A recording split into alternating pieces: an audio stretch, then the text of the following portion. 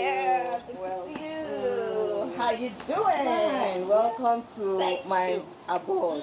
And thank you for letting us in. Yes, fine. I see you have an accessible route here. Yes, I do. And like the way the Nigerian environment is, there's a lot of lack of access everywhere, especially for people like me, who is on a wheelchair.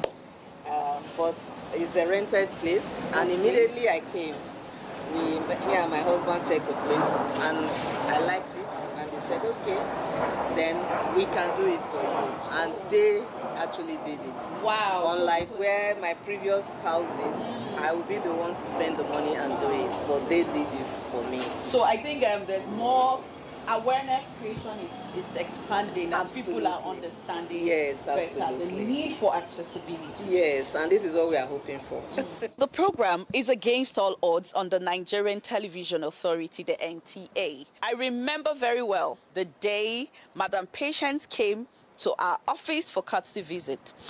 You know, I admired her courage and her confidence. In spite of her disability, she was confident and she believed in the future. She believed in so many things. Today, we're here to share her story with you, and I'm very sure you're ready to be part of her story.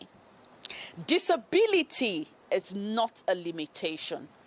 It is only a way of life for those who understand. And today on this program, we're going to take you through this tour. Don't go away. My name is Toshima Payo Sikirave, and the program is against all odds on the Nigerian Television Authority, the NTA. Grab a bite and let's do this. And that's why we're honored to have Patient Ogolo Dixon on our program today. Recently, Patience and her team from the Advocacy for Women with Disability Initiative paid a courtesy visit to our organization. They were warmly received by our Executive Director, Tari Taylor, who is passionate about amplifying the voices of marginalized communities. We are an organization that cares deeply about the society in which we operate, and that is expressed in even our programs. I'm sure that we are the only media organization in Nigeria that has a specific program to address persons living with disabilities. It's called Against All Odds, to show Nigerians that there is ability in disability. I like that you even have a national spread, and in communities all around, you are empowering women to say that, you know what, even with this disability, I can aspire to whatever I want to be, whether as a family person, whether in politics, in government, in education. And you, I think, are a beautiful representation of that, the people that you see. Against all odds. According to the World Health Organization, over 1 billion people worldwide live with different forms of disability. In spite of this number, persons with disabilities are still invisible to the world. This is the reason why, on Against All Odds, we'll continue to scream, we'll continue to shout, and we'll continue to call on everyone to understand that disability is not a limitation. Disability is not a curse. And today on Against All Odds, my guest is going to take us through her story, which will even make us understand better what disability is. That with disability, you can live your life to the fullest. If you're just joining us, the program is Against All Odds on the Nigerian Television Authority, the NTA, and I'm right here with Madam P. Thank you for coming on Against All Odds, finally, right? Thank you for having me. I know that your hands are so full, doing so many things, to create awareness and advocate for persons with disabilities. Is not an easy task, I must say. Were you born like this, or did this happen at a point in your life? That's a very big question, and it brings to mind so many things. Thank you. No, I wasn't born like this. I was just told a story, because it happened to me before I became 2 years old. I was very young. In fact, I was a baby. So, but I was told the story. Yeah. So what happened was that, according to my mother, I was sick. I had what they called whooping cough. And then they took me to the hospital. The cough just couldn't go away. So after so many days, they said, okay, the best thing is to take her to the hospital. They took me to the hospital. And when we got to the hospital, the decision was to inject me. I don't know or she doesn't even know, but they injected me, that would take the cough away. So I slept off and they took me back home. And when we got home, my mother just put me on the bed. And mind you, I was walking. I was already taking steps. I was already walking during that time. So when we got home, she put me on the bed for me to sleep because I slept before coming. And then that was it. So when I woke up, I was just sitting down there crying. And then my mother was surprised that the little baby she used to know that when she wakes up, she will run to seek for her mother. But she couldn't run or even take any step. But she was just sitting down there and she was crying. And so Mama came and Mama just tried to lift me up and I fell down. So that was just it. Growing up, Patience was aware of her surroundings and longed to participate in activities with her peers. She yearned to attend school, but her disability made it seem like an impossible dream. So at the age of 11, like I said, I started school. And that won't have been possible because the truth is that my parents didn't know what to do, even though the other children had gone to school, even including my younger ones. So they didn't know where to start from. The fear, according to my mother, is that, and also my father, is that they didn't want me to be bullied in school. Because children like me are always bullied in school. So they didn't want to go through all that because they didn't also want people to look at me like their shame that is connected to the family. And so they didn't even want me to go to school in the first place because they didn't believe that somebody like me should go to school. What do I need to go to school for? Number one, I am a girl. You know how girls are in our own culture. And then I'm a girl with disability. So I didn't go to school. But as God will have it, we moved to a new environment, and then there's this social worker who was just moving around. Those days was just the proliferation of special school. And they were looking for special children to be admitted into special school. So the social worker was just moving around. I was so lucky to have moved into a great neighborhood that this social worker is also residing in the neighborhood.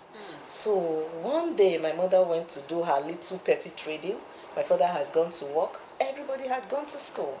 And I was left at home. I was just playing outside with the sand when this man passed by and he saw me. He said, beautiful girl, what are you doing? Where are your parents? I said, my mom just stepped out. She's in front there. She's doing her petty trading. But my father went to school. He said, oh my goodness, you know what? Tell your parents that I will come and see them in the evening. And that was it. And he came in the evening and he started to tell my parents the importance of taking me to school. However, with determination and perseverance, Patience's parents eventually found a way to enroll her in school. This marks the beginning of her journey towards empowerment. I was admitted or enrolled into a special school at the age of 11. In my second primary school, I was able to spend 4 years instead of the 6 years at the time because I started school late. So I was taken to primary 2 instead of primary 1. They said, no, you are too big for primary 1. You can't be in primary 1. So go and stay in primary 2. And then I skipped one class because they said I know too much. So that I'm too intelligent for that class. So I skipped it to the next class. So I spent 4 years. So like I said, fate was just on me. And so I spent 4 years before I went to my secondary school. And it was a time where the government were taking us or even now they are still taking us serious, but then they were taking us very serious. I'm from Edo State, and my state governor at that time was just so special about children with disability.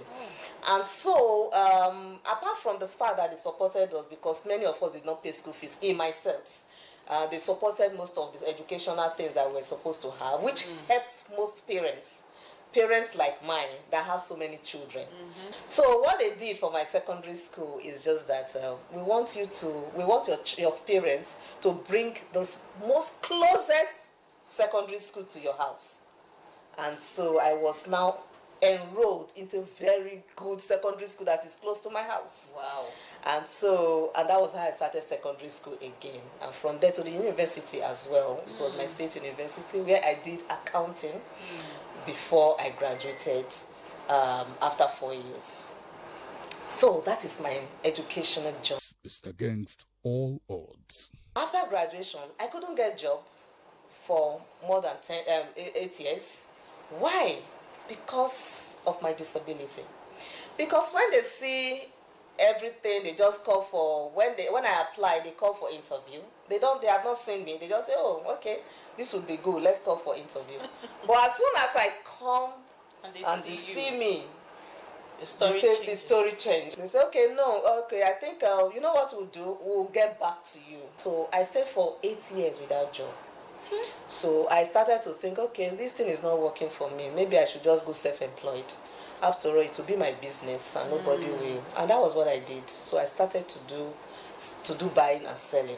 I was doing babies at that time. But again, God is God, and you can never tell what He can do. Yeah. Today, Patience is a renowned advocate for women and girls with disabilities. She has become a voice for the voiceless, mentoring and inspiring others to pursue their dreams despite the challenges they may face. Patience's story emphasizes the importance of education, self-advocacy, and perseverance. I met this funding agency, who I met through someone. I wrote that I wanted my business to be expanded. Yeah. So they wanted to give me money, and it's a foreign funding agency for persons with disability and livelihood in Nigeria. So when the country rep came, who happens to be a white man from the UK, and he saw the way I was talking, and he asked me the question, did you go to school? I said, yes, I'm a graduate of accounting. Then why are you not working? I don't have a job because I couldn't get one. I said, maybe because of my disability. He said, what? He said, okay, you know what? We have an opening. And this opening is for, the criteria is the person has to be a woman with disability. Wow. Which you are. You have to be educated. You have to be a graduate, which you are. And then you have to be someone that knows how to advocate. I was just coming up in my advocacy at the time. He said, but you can learn as you are working. And that was how I was now allowed to apply for the job. The truth is that the day of interview, my sister Doshima, I was the least experienced. Wow. They were PhD holders. I'm just a graduate that I've been looking for a job for almost 8 years. And I've never worked before. So, but after the interview, I got a call to say, you have been selected. You are the one that we have selected.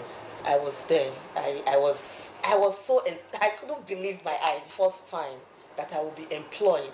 Wow, it changed my whole life, and it also changed the way I think. I want to do for the community of persons with disability, especially women and girls. After working for 2-3 years, I co-founded the Advocacy for Women with Disability Initiative. And that is an organization that I am proud that I co-founded. It has been on for 16 years now, and is for women with disability, coordinated by women with disability, founded or co-founded by a woman and women with disability as well. And all the activities we are doing right now is implemented by women with disability. Only like 2-3% are not women with disability. So what am I trying to say? If you give a woman a chance, Yeah, sure. a woman can transform. She can. If you give a woman with disability an opportunity, no matter how small it is, she can transform not only her situation, not only her environment, but the community where she is. Today, I have over 100 community self-help groups of women with disability across Nigeria that I oversee. And these women are great women, giving voice and visibility to women like themselves to ensure that issues of women with disability are not swept under the carpet or they are not left behind, but they are part of the discussions, and that is why you are here, because you have singled me out because of the work that we have done. Her journey is a testament to the human spirit's ability to overcome adversity and achieve greatness. Through her work today, Patient continues to inspire and empower women and girls with disabilities, proving that with determination and hard work, anything and everything is possible.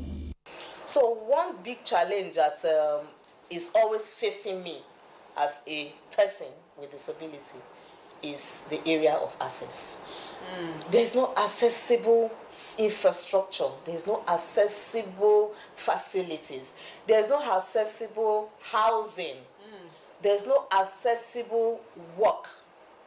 Okay, even though I am working in a workplace, how accessible is that workplace? So accessibility is a big issue when it comes to a woman like me, a woman with physical disability. So that is one challenge that I've always been facing all my life. A woman who is deaf. So she goes around with her own sign language, maybe a family member who she has been communicating with, or they do the paper writing, where you will now write and communicate with her. That is if she's educated. If she's not educated, she can't read. She's on her own. But one challenge that I've been able to surmount, which has always been helping me to surmount others, is the power of education. I gave you a story of how I was educated. Yes. Without education, it would have been difficult for me. But education has given me the power, the boldness, the confidence, and truly advocate for access in systems, for access in infrastructure, for access in transportation, for access in my environment. So it has given me that boldness to be able to say, no, Nigerian, this is Nigerian problem. It is not my problem as a woman with disability or as a person with disability. Because my problem is that I already have an impairment. But what is the government, what is the Nigerian government doing to accommodate person like me into the system? Wow. So you will say education is an amplifier. My God, Joshua, I have an adage, or is it an adage I call it, that I have carved for myself. I said investing in a girl child with disability, people look at it as a waste. It is not a waste. Why? I am here talking to you today. Yes. That education investment that the government did, that my parents did, that the government added to, supported, that my family supported, that people around me supported me to have, has given me a voice. And not just a voice, I have been able to impact now. Yeah. I'm still impacting. And you've been able to also touch lives. And impact. I have, like I said, over 100 self-help groups. Yeah. Over 3,000 to 4,000 women with disability are under my watch. Because she went to school. Absolutely. Because she's educated. Absolutely. And so, you know, it's so heartbreaking when parents will hide their children in a room and say, I can't let you go to school. How well has your advocacy been able to break this barrier? So one strategy is to see how we talk to parents. I agree that parents are actually going through a lot. Because to have a child with disability is not a small thing, but they have a challenge. And the challenge is this. There is no, our set, we have special school. Yeah. And special school is no longer so many the way it was those days. Okay. They have reduced drastically because of funding. And then there are a lot of other regular schools that have cropped up. And also, some of these schools are not funded adequately. And so, it now gave rise to proliferation of private special schools owned by some parents who have the resources to actually own those schools. And they are very expensive. So many of these parents are saying, but if we want to take our children to school, we would have loved to take them to public special school, which is not there. Being a mother, how was this journey like? Share the experience of motherhood with us. It wasn't easy. It's not even easy for women. Yes. According to what I am told. Uh-huh. Not to talk of women with disability that already have impairments. It's not easy at all. For example, let me start from the fact of being married. The fact that, there is, I'm not saying it's a fact, but I think it's a mindset. Yeah. That you are a woman with disability, you are not expected to get married. And that is because of the societal construct, the norms within us. Yeah. It is not how it should be. It's not how it's supposed to be. A woman is a woman. My impairments, a wheelchair, doesn't stop who I am. It doesn't even redefine my reproductive system. So all those parts are all there. So it doesn't change. So it's just a mentality. I know how it was. I mean, how it came about. It wasn't easy at all. But at the end of the day, I'm happy that we came together and we got married. And after our marriage, it wasn't also easy to have a child. It was a very difficult thing. Some people find it easy. It's not because of the disability. It's what happens. There are some women that after marriage, you see them 10 years, 20 years, they are still there waiting for children to come on board. So yes, it took me a while before I was able to, but finally I was able to, and it came. It was the most happiest moment of our. This is against all odds. Advice to women and people, and also persons with disability who find themselves in the situation that I am, is just do your best. You cannot do small and go and sleep. Because number one, for a person with disability, you need to change so many mentalities. And for you to change these mentalities, you need to be the mentality of who you want people to be. That is just it. You need to be the change that you want other people to be, or to change. So you need to replicate the change in you. You need to work very, very hard. I work so hard because I want people to see that I do not have this disability, that I have ability to do. Okay, so finally, your daughter she's a growing baby. She's 2 years old, and I'm sure you gist with her, you talk to her even in her tenderness and all that. What is that one strong advice you always give to her as a growing girl? Oh, wow, I like this question. Yeah, it's very important, especially for a girl, a baby who is a girl. I look at her, I say, do you know that you are very pretty, like mommy? So, you have come and God has given you to me as your mother. So, you are going to be stronger than your mother. Thank you so much. It's been you. so wonderful having this chat with you on Against All Odds. I'm sitting here, I've learned so much, and I'm only so glad that I came. Thank you so much. And I know that someone would definitely be impacted. Thank you. And it will change a story. It will Thank change you so much. someone's life. Thank so, you. the program has been Against All Odds on the Nigerian Television Authority. And yes, we have taken you through Madam P's journey so far. Are you a girl child? Thinking the future is blank, like nothing for you to do, no hope, no light, no brightness?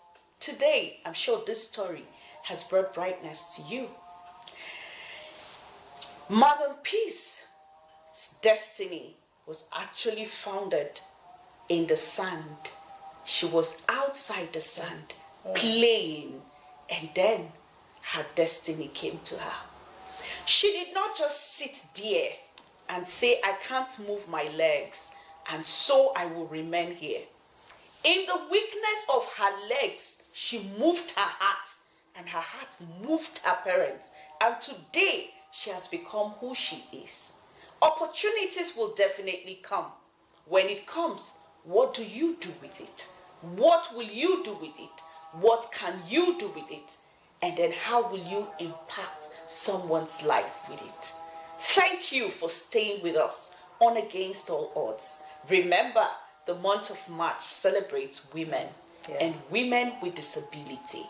Go all out to ensure that no woman is left hanging. For education is the bedrock of the society. When you educate a woman, you educate a nation. Thank you for staying with us. We'll do this again next week, same time, same station. My name remains Tushima Payo Sikirofi. And from Madam Peace, it is... Bye-bye. Thank you. Thank you.